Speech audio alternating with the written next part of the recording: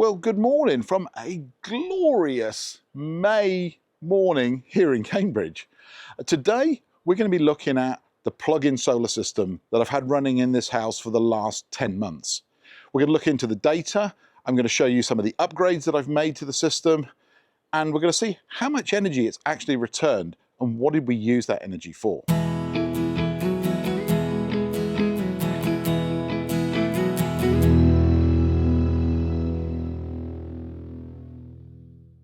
So if you're new to the channel, quick tour of the system.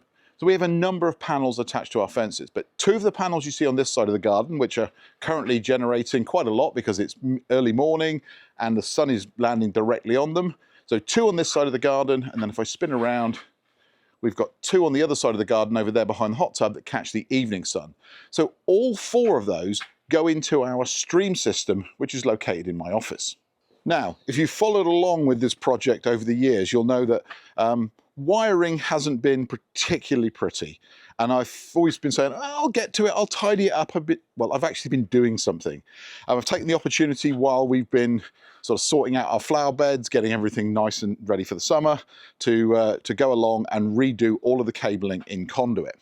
So as you can see along the fence there, that black conduit that you can see there, that's where both of the cables for these panels, and also it runs right around the garden as well. So when these bushes come up just a little bit more, they'll hide all that conduit behind them. Now, I made a bit of a mistake. It all looks nice and neat now, but all the brackets on here, all the clips, these are 3D printed. Yes, I know I could have just gone to Screwfix and bought some cheap clips for them, but I wanted something that was very specific to my use case. I wanted to be able to hold the conduit directly underneath the bar on the fence. So I designed something in Fusion, I knocked it out, put it on the 3D printer and printed them out. Sometimes they say you should stop and think before you do something, because when I came down the other morning, this is what I saw. As you can see there, some of the clips have kind of become distended and the conduit has fallen out. And the reason for that is, if you look over there, those ones haven't, is that I printed these in PLA CF and those in PETG CLF. Now, if you don't know what that means, these are just different types of plastic filament that go into the printer, but PLA is very susceptible to heat.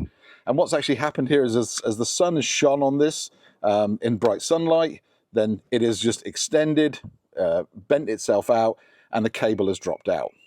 That's not too much of a problem, just print a few new clips. So as you can see, almost every one that I printed in PLA has melted in the sunlight. And to be honest, I knew I should have done this in PETG.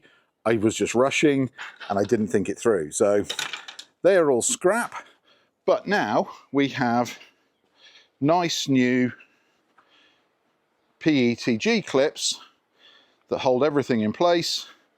Again, so once the bushes grow up a little bit, that will all be hidden directly behind them. And it also means that there's no chafing if the fence moves slightly. Having the bare cables running across the concrete post here, there was a worry that it might chafe. Well, this conduit is sacrificial. So again, if there's something, there is a slight movement in the wind, it's not going to rub on the cables. But anyway, that's enough about the system. Let's go sit down and let me tell you about exactly how much it's produced and how much money it saved me. Okay, so let's take a look at the data. So if you want to follow along with me, head over to my website at jonathantracy.com, head up to the top menus to data visualization, and you'll see there you're presented with four options. We're going to pick option number 3, which is EcoFlow Stream ROI. Now, I should explain how this works, and I'm going to try not to go into too much detail because it does get a little bit too geeky. So every single day, my home assistant setup is constantly monitoring all of the things in my house, not just the solar inverters, but it is specifically recording data from the stream setup.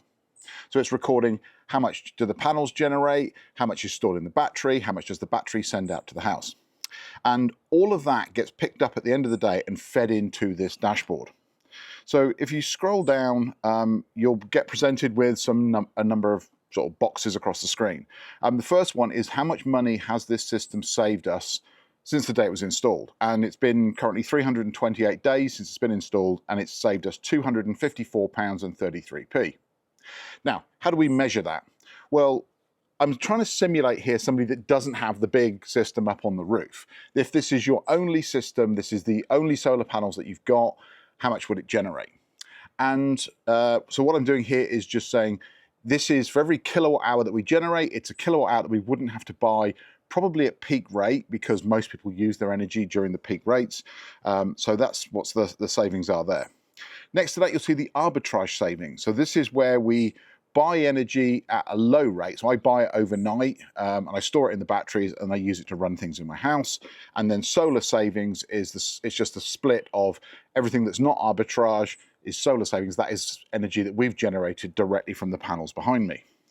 And then on the right hand side there is the total ROI. So how much of the original capital that this system cost is there still left to repay? We've paid off about 12% of it.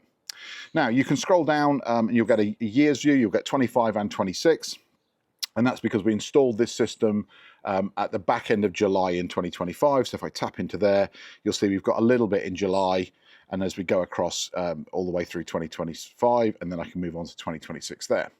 Now the two colors that you see in the dashboard, so the orange that you can see on the screen there, that is what's generated from sunlight, and the green is what we've imported from the grid, stored in the battery, and we've used later on in the day. Now, again, we can get a mix there. If we go across to net, this is what we're really interested in. This is money. So how much did the system generate across the course of the year? And one of the questions I get a lot is, well, what about winter? It doesn't generate anything in winter. Well, that doesn't mean it's not worth having.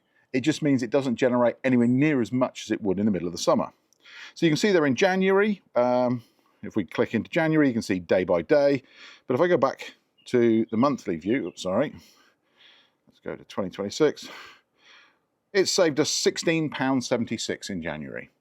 If we go to April, where we have a full month there, it was £43.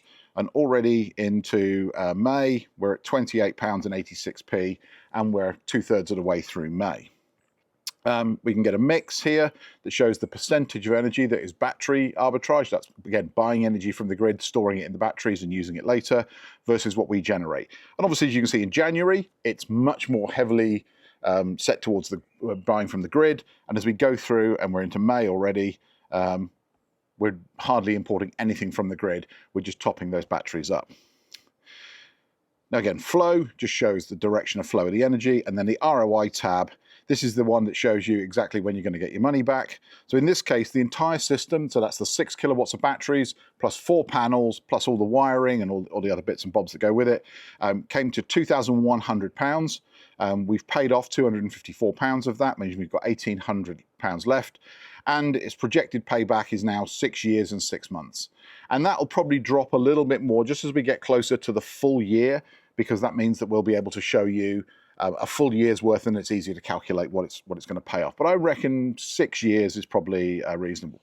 Now below that, I show a rolling years ROI, so every single month going back. We don't quite have a full year yet, but as you can see there, if you follow the orange line, so obviously in the summer, much more heavily towards energy that we generate. As we go into the winter, we buy some energy from the grid, store it in the batteries, and use that up later. Now, this system isn't going to generate huge amounts of energy, but if you're a low energy user or you have a specific use for that energy, then this could be really useful. For instance, we use the energy that this generates to basically keep our hot tub running.